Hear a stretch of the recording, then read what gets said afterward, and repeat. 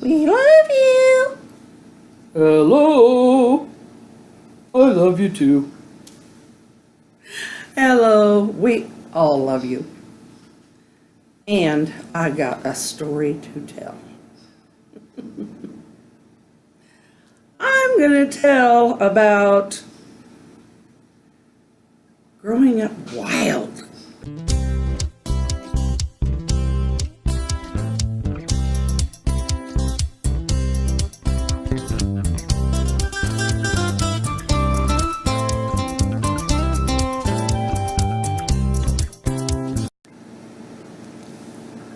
Have you ever wondered what would it be like to have lived in the Garden of Eden?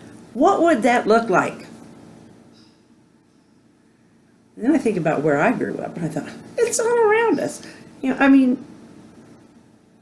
put everything out there that was going to be, I think. I don't know, wasn't there, but I think. I grew up out in the sticks so far. Let's just say our nearest neighbors were a few miles away. After Grandma and Grandpa moved, that is. They were about a half mile away. And we drove them crazy. We had the most wild and tame childhood. We were tamed by our parents. I want you to put a picture in your mind of a forest that's on hills. And there's a river. Now you take away, probably about 2/3 of those trees, because forests are pretty thick. So take about 2/3 of those trees out of there. Now you can see the hills and the flat land in the valley, and then there's the river. And that's where I grew up. And somewhere, let's say, okay, this is the valley, the hills, the valley, the river, whatever. And there's a road goes miles and miles to town. Not an exaggeration. We were, I'd say, probably about 5 or 6 miles from town. But we had so much fun and got in so much trouble.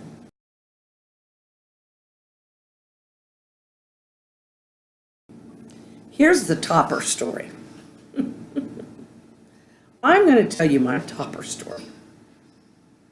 Topper was a horse that I got to claim as mine as long as he still belonged to the farm. The Topper story. Mom is sitting in the living room. It was a stone house, and so it was kind of a window well kind of thing, and the phone was sitting there. And Mom's sitting there on the phone, and I am trying to teach Topper how to back up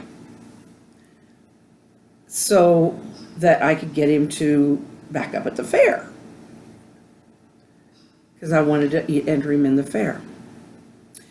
And he decided he didn't like that, because I wasn't being hard, but I would, pull back on the reins. Well, he didn't like that. So he went like this. And Mom's sitting, I'm right outside that window, and Mom's just having a heart attack. And she comes running out. By that time, of course, we're back down on the ground.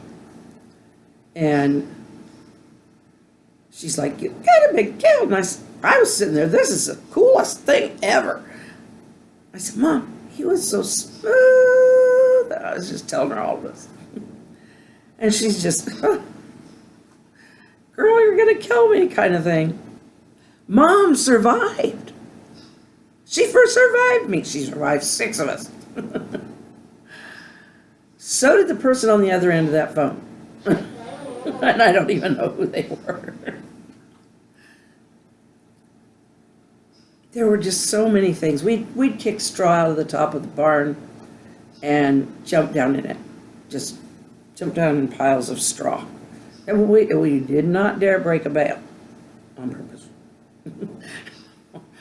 But there was always so much straw up on the second. That's where they kept the straw. The hay was somewhere else. And after so many years of putting straw up there, there's just mountains of straw. So I don't think they minded that we kicked a bunch of it out.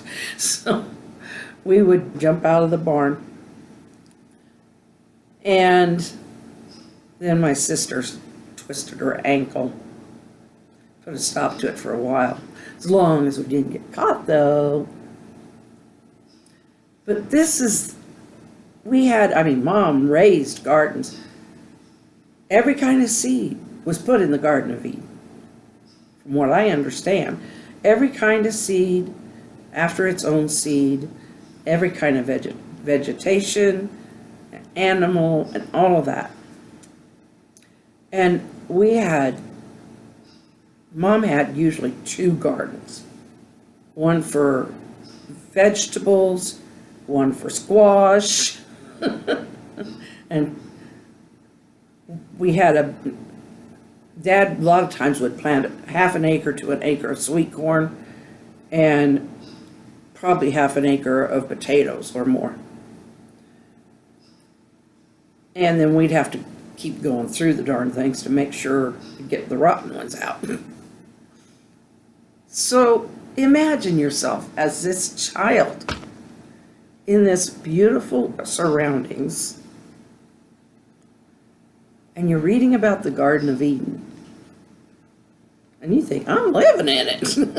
Of course, you know about them being cast out and all that, but the only difference was I don't think they ever had to wash dishes or till anything as long as they were in the garden. Once they were out, that was a different story. It just thrills me to still think about that. But the thing I noticed is I did leave there, and yeah, it's a harsh world out here. I learned that there's a harsh world outside that valley, but I still have that reassurance because I know Him here. That's what makes it so special, because it just is special.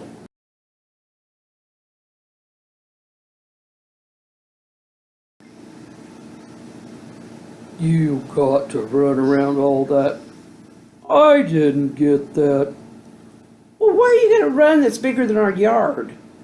Sounds like did you have a dog? Yes, Where did your dog run? everywhere. Everywhere. You hear that? And she had a horse that got to run everywhere too. Yeah, it was a farm. Where are you going to run? What are you going to run with? That's beside the point. Unless I'm running, you can't. That's beside the point. Oh, Buster, we love you so much. Yeah. You know what? She did let you ride horsey. How? Well, she gave you the impression of riding one. Well, like this. Yeah, that's not the real thing. It's not too far off. Is that what it feels like? Well, with me there was a bottom end involved. So I was kind of bouncing on that. Sounds weird now. I don't know if I want to do it.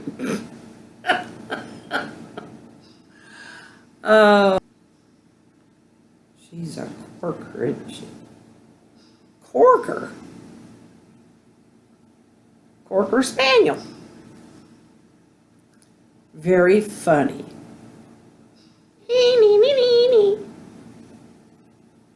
You don't have them. What? Knees.